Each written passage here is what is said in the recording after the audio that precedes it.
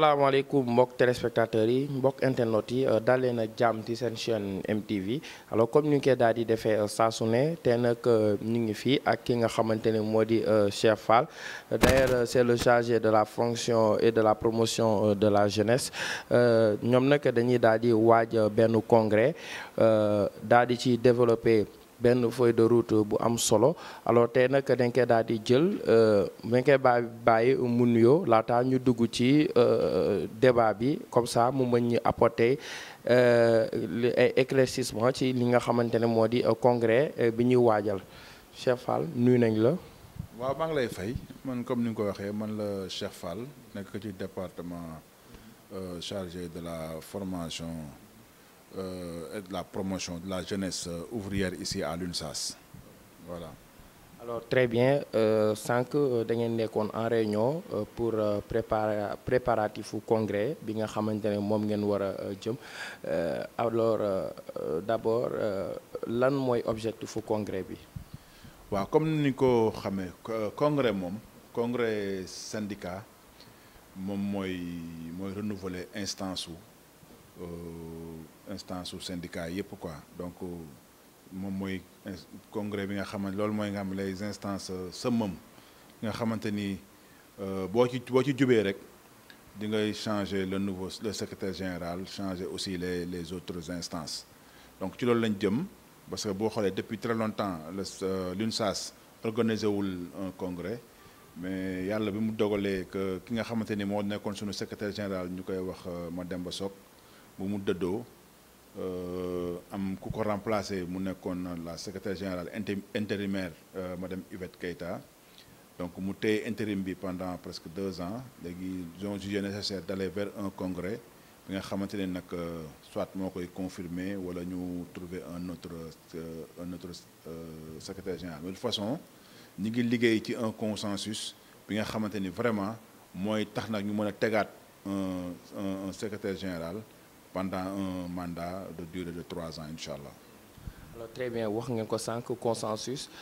ak mandat sànq ci seen réunion dafa amoon sa benn collègue bu jël la parole ne consensus boobu moo ko gënal parce que boobu du am ay problème ak yooyu est-ce que gëm nga ni consensus moo gën a loyal li nga xamante ne moo di vote. waaw consensus moo ñu gënal fuuf parce que consensus parce que xam nga ñun ay liggéeykat lañu ay syndicalistes lañu donc suñu base lépp dañ koy teg ci waxtaan ba déggoo si le consensus mën a génnee donc loolu moo tax ñu ne consensus moo ñu gënal tey incha allah rabbi te ñoom ñi nga xamante ne ñoo ko séq mbir bi ñoom ñi ngi ciy waxtaan bu ñu waxtaanee ba pare bu ñu génnee résultat yi incha allah rabbi yàlla na doon jàmm comme ça ñu mën ko jébbal ñi nga xam mooy le grand public donc consensus daal mooy li nga xam moom la ñuy ñaan te ñoom moom la ñuy bëgg mu am incha allah rabbi. alors très bien ni ñëw ci syndicaliste. En tant que syndicaliste ngeen gis ne da ngeen développé lu am solo moo di condition d'adhération alors est-ce que mën nga ci ñëwaat. condition d'adhésion ci syndicat ou bien ci centrale bi donc c'est condition d'adhésion ci centrale bi et ci syndical bi ci boppam. voilà donc mooy li ma wax keroog dafay am solo ñuy def ay waxtaanu syndicat pour mën a permettre à l'opinion de comprendre. La centrale est composée de syndicats de branches et de sections d'entreprise donc ñun ay syndicats la man ci syndicat laa jógee sama syndicat mu ngi tudd SUTEMES un syndicat issu des collectivités territoriales donc qui s'appelle le SUTEMES. Ce syndicat est affilié à l'UNSAS qui est la centrale donc noonu la amee yeneen syndicats yi nga xamante ni noonu la ñuy affilié ce n'est pas une personne mooy ñëw affilié à la centrale mais c'est un syndicat qui s'affilie à la centrale. La personne, le travailleur, il adhère au syndicat de base. Maintenant, son syndicat, il vient, il adhère, il s'affilie à la centrale. La centrale aussi, elle s'affilie à des confédérations. Comme nous bokkee ñun UNSAS ñu ngi bokk ci CSI Afrique. Mais ci biir loolu aussi fii au Sénégal, il y a une coalition des confédérations yi nga xam te ne ñoo adhéré CSI muy la CSA, CNTS FC, CNTS. ñun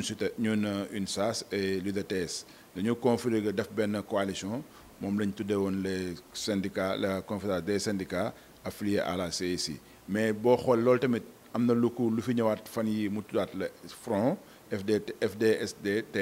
bi nga xamante ni mooy le front pour la défense du travail au Sénégal boobu tamit c'est un front bi nga xamante ni mi ngi presque une 14 ou 15 centrales moo ko regroupé ñooñu aussi dañu tegaat benn affaire boo xamante ni moo fi nekk parce que lépp rek pour dem vers une unité d'action une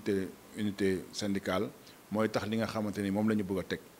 dinañ ko mën a teg te coow du jib mais bu ñu demee de façon éparpillée day xaw a metti mais bu ñu demee dans une unité loolu moo tax front yooyu yëpp di am wala coalition yooyu di am quoi voilà. alors lan mooy doon seen feuille de route ci activités yi nga xamante ne moom ngeen war a tenir dans l'avenir. waaw fi ñu jëm nag ci congrès bi c'est pour élire un nouveau bureau mu am benn programme plan d'action feuille de route boo xam moom la ñuy teg pour les 3 ans qui suivent léegi nag ñi nga xamante ni mooy en ce qui concerne les jeunes dañu bëgg pour une meilleure prise en charge des jeunes dans les instances de décision donc moo tax ñu tuddee le truc rôle et place des jeunes dans les instances de décision parce que aussi les jeunes syndicalistes ils ont besoin d'être formés war nañ leen mën a gën a dugal ci kii parce que en général on prend les jeunes pour des ñu koy waxatee bu ñu bëggee soxla nit ñi ñu ne bon mobilisation pour les mobilisations on prend les jeunes mais s'il s'agit de prendre des décisions ñu ne na ko ENE yi def donc nous réclamons que une place des jeunes dans les instances de décision pour que les jeunes aussi ñoom ils ont leur mot à dire mais nag pour avoir ce mot à dire là ils ont besoin d'être formés moo tax ñu insisté sur le volet boo xoolee ci biir kii bi yëpp nga dégg le volet formation on a insisté sur le volet formation pour vraiment mieux outiller les jeunes là pour fu ñu taxawee rek bu ñu waxee ñu xam ni que ñii c'est des apprentis c'est des jeunes syndicalistes qui émergent. alors d'accord sànq ñu ngeen wax ko te seen syndicalisme bi c'est composé de différentes fonctions comme par exemple kii dafay nekk dafay liggéey mécanicien kii nekk bureaucrate et cetera alors tey jii est-ce que mën nañoo déggee foofu ne c'est élargi. waaw comme nga les centrales mooy li wax c'est des secteurs d'activité yi mooy différent comme ni ma ko waxee sànq sur la table d'une centrale tu peux avoir différents secteurs d'activité l'enseignant le journaliste le mécanicien le technicien de santé tout ça ñoom ñëpp ñooy regrouper la centrale donc loolu moo tax cette diversité là moom mooy apporter à tout un chacun ici présent ngay mën a découvrir beneen fonction ba pour nga défendre nag l'ensemble de ces travailleurs il faut nga outiller pour mën a xam loolu donc cette différence cette diversité là moo ñuy gën a forger mooy tax ñu mën a xam li ñuy def quoi voilà. tout à fait képp ku wax syndicaliste wax neutre wax li nga xamante ne moo di doo am benn appartenance politique doo far fenn alors doo dudd aussi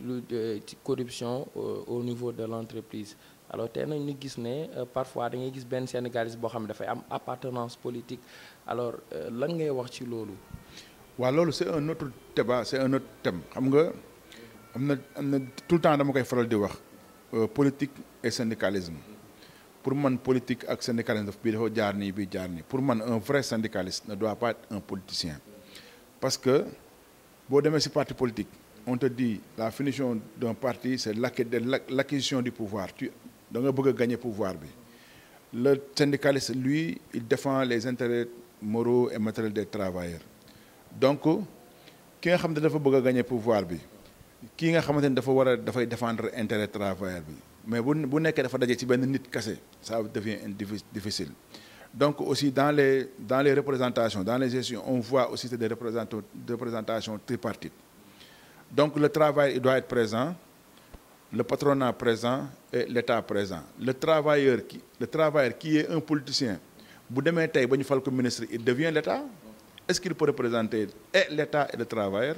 ça devient difficile moo tax ma ni que pour être un bon syndicaliste il faut se départir de la politique nga def que du syndicalisme pur et dur. Il y a beaucoup d'exemples yoo xam mi ngi fi bëgguma citer des gens mais il y a des gens qui étaient des syndicalistes tey ils ont fait de la politique ils ont eu des promotions tey ils représentent l'État est-ce que ñooñu ils continueront à faire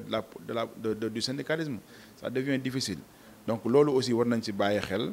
donc le syndicaliste il reste un syndicaliste pur il défend les travailleurs et les politiciens de leur côté ñoom ñu def la politique s'il gagne le pouvoir ñun en tant que syndicalistes parce que nous sommes des partenaires sociaux nous sommes les partenaires sociaux nous devons travailler en collaboration avec l'État et le patronat donc loolu lañ ñu jàngal donc tout le temps c'est un triangle ah moom mënoo nekk ci côté triangle bi nga nekk benn côté bi nekk côté bee parce que 3 kii la donc yow en tant que travailleur tu as am nga benn côté boo war a nekk tu restes là-bas l'État là et le patronat là comme ça su ko defee ñu waxtaan pour trouver des solutions pour le bien-être des travailleurs. ñu bëggoon a xam ñaata nombre ngeen syndicaliste bi vous êtes au nombre de combien? Les syndicalistes nous les centrales wala non au Sénégal il y a plus de 550 syndicats.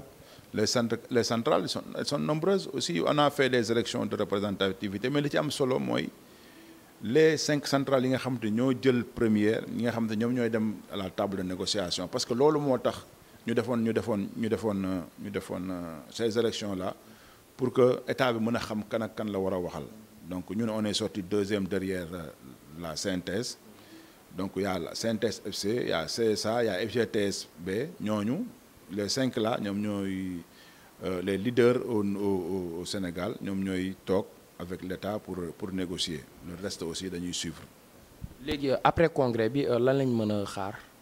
waaw après le congrès nag l'UNSAS dañu bëgg mu donner un nouveau souffle une nouvelle UNSAS donc boo xamante ni dina permettre à ces jeunes ñu am ay formation yu baax pour mën a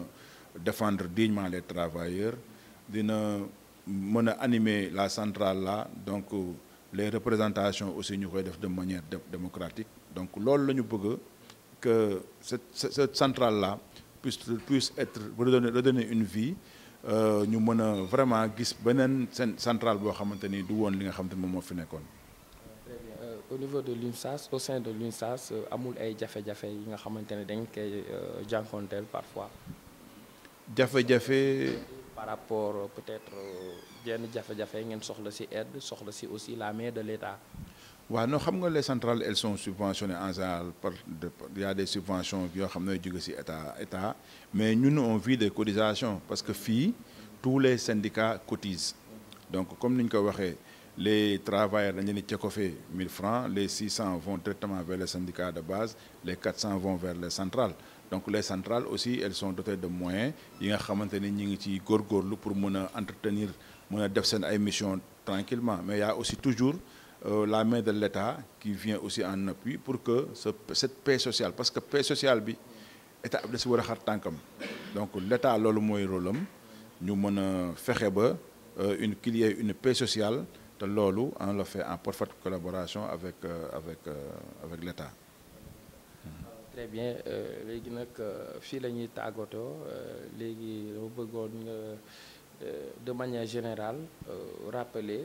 ñi nga xamante ne moo di les différents thèmes yi nga xamante ne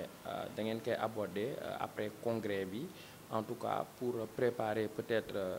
la population à ce que ñu xam fi ngeen xamante ne foofu ngeen jëm. waaw xam nga déjà on a choisi comme thème sunu congrès bi xam nga ñun nous sommes une centrale autonome